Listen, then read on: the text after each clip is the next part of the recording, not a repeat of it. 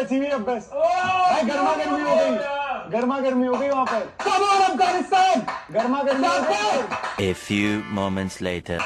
आपने जो है वापस दे दिया, और आपको बोल रहे थे कि मत करें सेलिब्रेट आप इतनी जल्दी। आपको लग रहा है कि बस मैच डन हो गया। क्रिकेट है बॉस, ये it's not over till it's over. और पाकिस्तान ने दिखा दिया फिर से वहां पर। नसीम शाह जो लास्ट में आए हैं, आखिरी में बल्लेबाज, हमारे बैटर्स तो नीचे जो बॉलर्स हैं उनसे भी बैटिंग नहीं होती, और ना हमारे बैटर्स जो उनसे बैटिंग कोई होती है। यहाँ पर नसीम शाह ने जो है 2 छक्के आखिरी ओवर में, बैक टू बैक 2 छक्के, जब आपकी सिर्फ 1 विकेट बची हुई है। और इसी के साथ लगता है इंडिया का भी 1-2 का 4 हो गया इस एशिया कप से।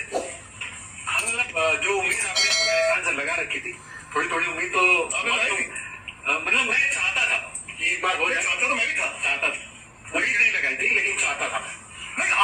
और अगर पाकिस्तान की किसी मैच में आने की, अगर आप दोनों में से पॉसिबिलिटी की बात करते हो, अफगानिस्तान ही हो सकता था।